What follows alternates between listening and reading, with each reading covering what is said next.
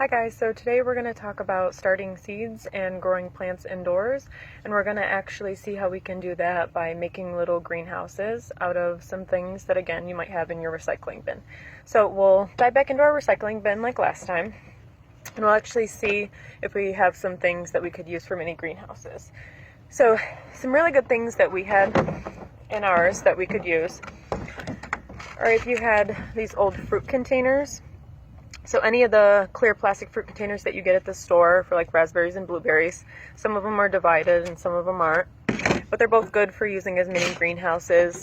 In the bottoms, they have little holes in them already for air holes, and they'll be good for drainage holes. And then it'll work really nicely because you can fill a shallow container with soil, especially if you're doing microgreens and you don't need that much soil. And then you can close these up like this, and it'll keep it a little bit warmer and let the sun heat it up a little bit faster in here. Other things that you could use are if you have old takeout containers. They do have like dark bottoms, but they have the nice clear top, so you could fill these again, and then the top will seal really nice to keep it warm in there. They don't have drainage holes, so you would have to put a couple holes in the bottom and then maybe a couple holes in the top just to let some air in. The other things that you could use are milk jugs or water jugs.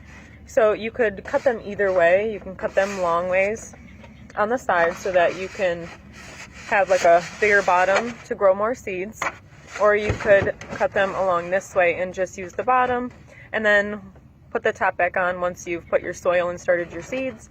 And then you could always open the top to let some air in, and that'll allow the sun to get in here and then heat it up really nice. Some other things that we had in there that you could use are when you get cherry tomatoes in these little containers. These actually would work really nice for starting some of your own new tomato plants. They have little holes in the bottom already that you could use as drainage holes. And then if you have like a little shallow container maybe that you get mushrooms in, you can always set one of these right in there, and then you could always take it out, and in any of these clear containers you'll be able to see the roots growing, see the seeds starting, and then you can just cover these with some plastic wrap. You could also use one of your takeout containers and it'll fit two of those really nicely, like that. Another thing you could use is if you have like old mason jars, you can just use these, put your soil in there and put your seeds in, and then you could just use like a little plastic, or if you have some kind of lid that you could just sit over the top, but it'll let a lot of light in and keep it warmer in there until they start. So today we're going to use a couple of these cherry tomato ones, and then we will do one of our fruit containers, or maybe two of them, and we'll actually set them in one of these little trays that we had. Two of those actually fit really nicely down in there, so we'll be able to start a couple of trays and put it in there. So in these containers, since they're nice and shallow, we're actually going to start some microgreens.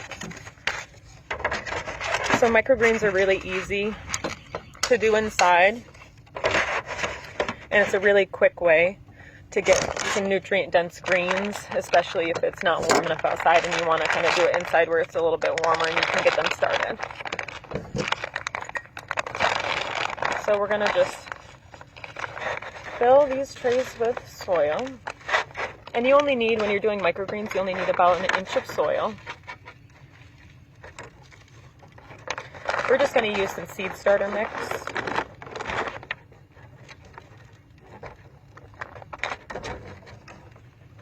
And we'll do the same thing in the other containers and in those we're actually going to start a couple tomato plants and maybe some basil.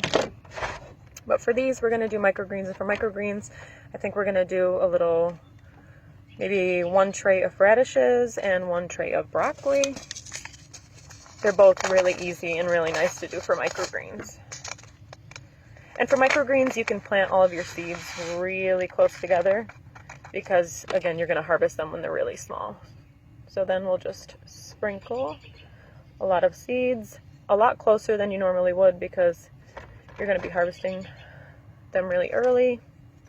And we sprinkle them all over, try to get a nice layer in here. We'll do the whole pack right in this tray.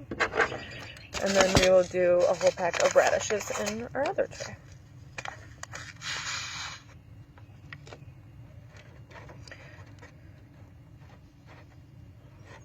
And then once you have your seeds in for microgreens, you can just lightly cover your seeds with just a little bit sprinkle of soil. And then for watering, you're actually not going to pour on a lot of water. Maybe if you have just like a spray bottle or a misting container or something like that, you're just going to give them like a nice mist to wet the soil on top. So again, we'll just take a little sprinkle of soil to really lightly cover them. You don't need all that much. That looks pretty good. And then we'll water them inside really lightly. But then once you're watering them, you can close up your containers like that. And you'll have two nice little mini greenhouses to grow your microgreens inside. And these would work really nice if you have even a skinnier container like this to hold under them, then they can fit right on your windowsill. And so you just put them in a sunny window. And then we will do the same thing, but with these, since they're a little bit bigger and deeper, we're going to actually start our tomato plants in there because they like a little bit extra space. So we'll start a couple in each of these. And these will work really well to sit right in your windowsill as well.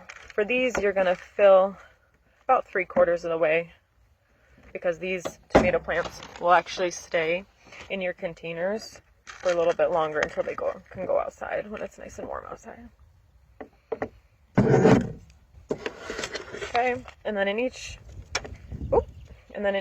pot, you'll actually plant 2 or 3 seeds in each one, just in case 1 or 2 don't come up. So you make sure that you at least have 1 or 2 in your pot.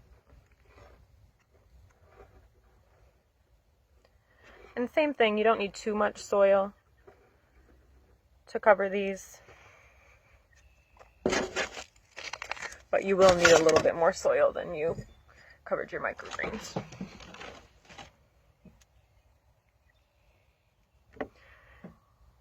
And again, what's really nice about making little greenhouses like this inside, so we will cover these in plastic wrap, or even if you had a nice higher lid that you could put over these, that would work too, but then you'll be able to watch the roots grow. You'll be able to see your seedlings start. And then once they're up and ready, then you can take that plastic wrap off and just sit them in your windowsill in a nice sunny spot, like that.